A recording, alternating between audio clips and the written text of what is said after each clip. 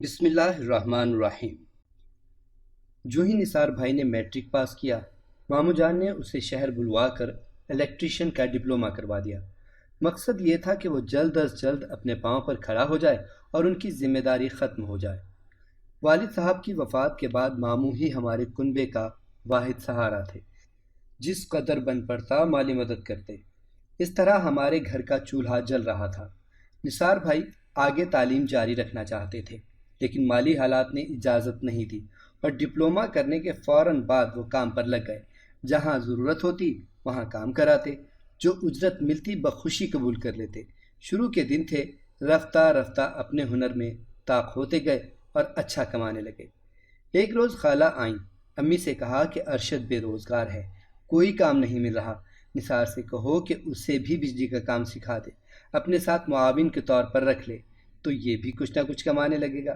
مالی پریشانی کافی بڑھ گئی ہے۔ ارشد خالہ کا اکلوتا بیٹا تھا، صرف 8ویں تک پڑھ پایا تھا، اسی سبب کہیں نوکری نہیں ملتی تھی۔ والدہ نے نثار بھائی سے تذکرہ کیا تو وہ بولے، خالہ سے کہیں کل صبح 8 بجے بیٹے کو بھیج دیں، میں ساتھ لے جاؤں گا۔ ان دنوں بھائی ایک ٹھیکیدار کے پاس کام کر رہے تھے، جہاں بجلی کا کام ہوتا وہ انہیں وہاں بھیج دیتے۔ ارشد باقاعدہ بھائی کے ہمراہ جانے لگا۔ رفتہ رفتہ اس نے بھی کچھ ہنر سیکھ لیا۔ کہتے ہیں ایک سے دو بھلے۔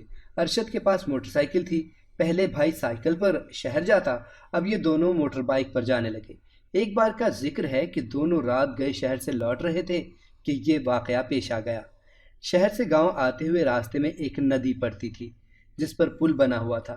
جب یہ دونوں پل کے نزدیک پہنچے تو انہیں گھوڑے کے ٹاپوں کی آواز سنائی دی، جس سے اندازہ ہوا کہ آگے تانگا جا رہا ہے۔ رات گھپ اندھیری تھی۔ موٹر بائیک کی تھوڑی سی لائٹ جب تانگے پر پڑی تو اس میں سوار لوگوں کو پتہ چلا کہ ان کے پیچھے کوئی سواری آ رہی ہے۔ جو ہی موٹر بائیک کی آواز تانگے تک گئی، وہاں سے نسوانی آواز آئی، بھائیو بچاؤ، مجھے بچاؤ۔ فوراً ایک ہلکی چیخ کے بعد یہ آواز بند ہو گئی، جیسے کسی نے پکارنے والی کا منہ بند کر دیا ہو۔ دونوں کو فوراً خطرے کا احساس ہو گیا۔ نثار بھائی نے ارشد سے کہا، یار لگتا ہے لڑکی کو اغوا کر کے لے جا رہے ہیں، یہاں پکارنے والی کی جان کو خطرہ ہے، کہیں وہ اسے قتل کرنے کے ارادے سے نہ لے جا رہے ہوں۔ یار چھوڑو، پرائے معاملے میں ٹانگ نہ ہی اڑائیں تو اچھا ہے، ہم خالی ہاتھ ہیں اور یہ بدماش ضرور اسلحہ ہوگا ان کے پاس۔ میرا تو مشورہ یہ ہے کہ ہم واپس پیچھے کو پلٹ جاتے ہیں، تانگے کو گزر جانے دو، پھر پل پر چڑھیں گے۔ نسوانی چیخ اور پکار نے دل دہلا دیا۔ نثار بھائی کا ضمیر ملامت کرنے لگا کہ بزدل کسی مظلوم نے پکارا اور ہم منہ چھپا رہے ہیں۔ تبھی انہوں نے کہا، نہیں، ہمیں واپس لوٹنے کے بجائے مدد کرنی چاہیے۔ تم موٹر سائیکل کو قریب لے جانا اور میں تانگے پر کود جاؤں گا، پھر دیکھا جائے گا کیا ہوتا ہے۔ بھائی کے اصرار پر ارشد نے ویسا ہی کیا۔ جب بائک بالکل تانگے کے قریب پہنچی، نثار بھائی نے تانگے کی اگلی نشست پر چھلانگ لگا دی، جہاں کوچوان بیٹھا تھا۔ انہوں نے کوچوان کو کچھ سمجھنے کا موقع ہی نہیں دیا اور چابک اس کے ہاتھ سے چھین کر اس کی گردن میں ڈال دیا۔ لڑکی کو 2 مرد پچھلی نشست پر جکڑے بیٹھے تھے۔ ان کے وہم و گمان میں بھی نہ تھا کہ ان پر کوئی یوں حملہ آور ہو سکتا ہے۔ اس دوران ارشد نے موٹر بائیک کو روک کر پل کی ریکنگ کے ساتھ لگا دیا اور وہ بھی آنن فانن دوڑ کر تانگے پر چڑھ گئے۔ اس وجہ سے گھبرا کر ایک شخص تو تانگے سے کود گیا اور دوسرے نے مزاحمت کی تو اس کی گرفت لڑکی پر ڈھیلی پڑ گئی۔ لڑکی نے ہمت سے کام لیا اور اپنا دوپٹہ اس مرد کے گلے میں ڈال دیا جو اسے پکڑے ہوئے تھا۔ ارشد نے دوپٹے کے دونوں سروں کو پکڑ کر کھینچا، حلقہ تنگ ہوا تو دوسرا بھی تانگے سے گر گیا۔ ادھر نثار بھائی نے کوچوان کے گلے میں پڑے چابک کو پوری قوت سے کسا، گھوڑا رک گیا اور کوچوان بے ہوش ہو گیا۔ انہوں نے لڑکی کو تانگے سے اتارا، اس سے پہلے کہ گھوڑا بدک جائے یہ بھی اتر گئے اور موٹر بائیک پر اسے بٹھا کر پل سے اتر آئے۔ اب یہ یہاں رک کر خاموش کھڑے سوچ رہے تھے کہ کیا کریں۔ اندھیرے میں ان لوگوں کی صورتیں بھی نہ دیکھ سکے تھے جو لڑکی کو اغوا کر کے لے جا رہے تھے، اور نہ ہی انہوں نے ان کی صورتیں دیکھی تھیں۔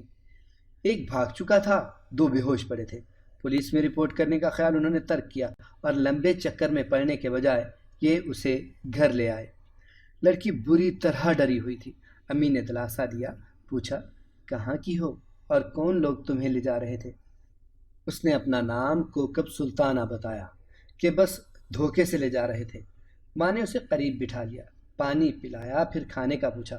جب اس کے اوسان بحال ہوئے تو اس نے بتایا، کہ دراصل وہ ایک لڑکے کے ساتھ بھاگی تھی جو کسی دوسرے گاؤں کا تھا۔ دونوں کی ملاقات میلے میں ہوئی تھی۔ یہ بیساکھی کا میلہ ہر سال ہمارے گاؤں کے قریب ایک میدان میں لگتا تھا۔ وہ لڑکا جس کا نام ارشاد تھا، اس نے سلطانہ کو دھوکہ دیا اور آگے لے جا کر ان لوگوں کے حوالے کر دیا جو اسے ٹانگے میں لے جا رہے تھے۔ یہ عشق کی ماری جو زیور نقدی گھر سے لائی تھی وہ بھی ارشاد لے گیا تھا۔ اماں نے کہا کرو، اچھا ہم تمہیں تمہارے گھر پہنچا دیں گے۔ جب انہوں نے یہ بات کی تو لڑکی رونے لگی، میری ماں کے پاؤں پڑنے لگی اور نثار بھائی سے بنتی کرنے لگی کہ بھائی تم مجھے بچا لو، میرے والد اور بھائیوں کے حوالے مت کرنا ورنہ وہ مجھے مار ڈالیں گے۔ تم لوگوں سے جان کی امان مانگتی ہوں، مجھے پناہ دے دو۔ میرا بھائی بہت رحم دل واقع ہوا تھا۔ اس نے لڑکی سے وعدہ کر لیا کہ وہ اسے اس کے گھر والوں کے حوالے نہیں کرے گا، بلکہ ایک بہن کی طرح وہ ہمارے گھر میں رہے گی۔ والدہ کو بھی سمجھا دیا کہ اماں جب تک اس کا مسئلہ حل نہیں ہوتا کسی سے ذکر مت کرنا۔ یہ کون ہے؟ یہی کہنا کہ ہمارے دور کے رشتہ دار ہیں، ان کی بیٹی ہے، کچھ دنوں کے لیے رہنے آئی ہے۔ لڑکی خود نہیں جانتی تھی کہ یہ لوگ کون تھے، نہ جانے اسے کدھر لے جا رہے تھے۔ ارشاد تو غائب ہو گیا تھا۔ بہرحال جس بات کا ڈر تھا وہ نہیں ہوا، کسی نے ہمارے خلاف کچھ نہیں کیا، لیکن پرائی لڑکی ہمارے پاس تھی اور اب یہی فکر والدہ کو کھائے جا رہی تھی کہ اس کا کیا کریں۔ وہ گھر جانے کو راضی نہ تھی، زبردستی لے جا نہیں سکتے تھے۔ اگر اس کے والد اور بھائیوں کو اطلاع کرتے تو الٹی آنتیں گلے پڑ جاتی۔ یہ بھی ہو سکتا تھا کہ وہ لوگ میرے بھائی کے خلاف ہی پرچہ کٹوا دیتے یا لڑکی کو لے جا کر مار دیتے۔ بڑی مشکل آن پڑی تھی، مسئلے کا کوئی حل سمجھ میں نہیں آ رہا تھا۔ خالو، ارشد اور بھائی سبھی پولیس کے تکلیف دہ چکر میں نہیں پڑنا چاہتے تھے۔ لڑکی نثار بھیا کو میرے بھائی کہتی تھی، اسے گھر سے نکالتے تو کہاں جاتے؟ عجیب تذبذب کا عالم تھا۔ سوچتے سوچتے یوں ہی وقت گزرتا جا رہا تھا۔ وہ میری ہم عمر تھی، اپنا دکھ دل کا حال احوال مجھ سے کہتی۔ جلد ہی ہم ایک دوسرے سے مانوس ہو گئیں۔ اس کو ہر دم دکھی اور اداس دیکھ کر میرا بھی دل نہ چاہتا تھا کہ وہ جائے۔ ہم سہیلیاں بن چکی تھیں، اس کے بغیر جینا لگتا تھا۔ دعا کرتی تھی اللہ کرے وہ ہمیشہ ہمارے گھر میں رہ جائے۔ ایسی باتیں زیادہ دن تک نہیں چھپتیں۔ والدہ سہمی سہمی رہتی تھیں کہ گاؤں کے معاملات روایات کی زنجیروں میں جکڑتے ہیں، کسی دن سلطانہ کے سبب ہم پر کوئی مصیبت نہ ٹوٹ پڑے، کہیں میرا بیٹا اور بھانجا ناحق کسی کیس میں نہ پھنسا لیے جائیں۔ ہونی ہو کر رہتی ہے، مگر ہمارے معاملے میں عجب ہوا۔ ایک روز ایک بوڑھی عورت بھیک مانگتی گھر میں گھس آئی۔ والدہ نے 2 چلو بھر گندم اس کے جھولے میں ڈالے۔ اس کے بعد وہ اکثر آنے لگی۔ لگتا تھا کہ خانہ بدوشوں میں سے ہے۔ ہم سمجھے یہیں کھیتوں کے پاس میدان میں جھونپڑیاں ڈال رکھی ہوں گی، ادھر سے آ جاتی ہے۔ ایک روز میں نے دیکھا کہ سلطانہ نے اسے خیرات دی۔ خیر یہ کوئی ایسی اچھمبے کی بات نہ تھی، گھر کا کوئی بھی فرد کسی بھیکارن کو خیرات دے دیا کرتا تھا جو گھر کی دہلیز پار کر کے صحن تک آ جاتی تھی۔ لیکن اچھمبے کی بات اس وقت ہوئی جب ایک روز میں نہا کر غسلخانے سے نکلی تو میں نے سلطانہ کو اس عورت کے ساتھ نہایت رازداری سے باتیں کرتے دیکھا۔ دوری کے سبب باتیں نہ سن سکی، مگر شک ہوا کہ یہ عورت اس کے لیے باہر سے کسی کا سندیسہ لائی ہے جو وہ اس قدر انہماک سے بڑھیا کی بات سن رہی تھی۔ اس روز وہم جان کر ذہن کو جھٹک دیا، مگر اس کے بعد بھی 2-3 بار اسی طرح اس بھکارن کو سلطانہ کے قریب دیکھا۔ میرا ماتھا ٹھنک گیا۔ لاکھ پوچھا، سچ بتاؤ کوکب سلطانہ تم سے بڑھیا کیا کہتی ہے؟ وہ یہی جواب دیتی کہ کچھ نہیں، ایسے ہی اپنے خانہ بدوش ہونے کے بارے میں بتاتی ہے کہ آج کل میں کوچ کر جائیں گے وغیرہ وغیرہ۔ بڑھیا بھکارن نہیں تھی، وہ واقعی سلطانہ کو سندیسے پہنچاتی تھی۔ اللہ جانے کون یہ سندیسے اس بڑھیا کے ذریعے بھجواتا تھا جو بھکارن کا روپ دھا کر ہمارے گھر آ جاتی تھی۔ یہ معاملہ اس وقت کھلا جب ایک دن اچانک سلطانہ غائب ہو گئی اور ہم سب دم بخود رہ گئے۔ سچ کہتے ہیں کہ پرائی لاج سنبھالنا مشکل کام ہوتا ہے۔ ہماری ماں کو گمان تھا کہ ارشاد نے کسی طرح اس کا کھوج لگا لیا تھا۔ سلطانہ ہمارے گھر میں ہے، وہی سندیسے بھجواتا تھا۔ ایک روز وہ اسے دوبارہ لے جانے میں کامیاب ہو گیا اور ہمیں پتہ بھی نہ چلا۔ بہرحال جس وقت سلطانہ گئی وہ ایسا وقت تھا جب میری شادی کی تاریخ رکھی جا چکی تھی اور دلہن بن کر میں سسرال سدھارنے والی تھی۔ بتا چکی ہوں کہ ہمارے گھر کے مالی حالات زیادہ سازگار نہ تھے، پھر بھی بھائی جو کما کر لاتے والدہ نے اس کمائی سے پائی پائی جوڑ کر میرا جہیز تیار کیا تھا اور اپنے زیور مدت سے سنبھال کر رکھے ہوئے تھے کہ بیٹی کے ہاتھ پیلے کروں گی تو اس کو یہ زیور چڑھاؤں گی۔ میری شادی کی تیاریاں جاری تھیں اور اماں کا پرانے وقتوں کا زیور پالش کرانے کے بعد میرے جہیز والے بکسے میں رکھا ہوا تھا۔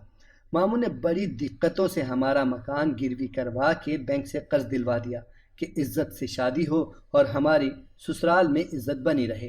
شام کو ماموں روپیہ نقدی کی صورت میں دے گئے۔ والدہ نے نوٹ گنے اور مجھے دے کر کہا، سنبھال کر انہیں جہیز والے بکسے میں رکھ دو، کل کسی بڑے کو ساتھ لے کر بازار جائیں گے اور جہیز کا سامان خریدیں گے۔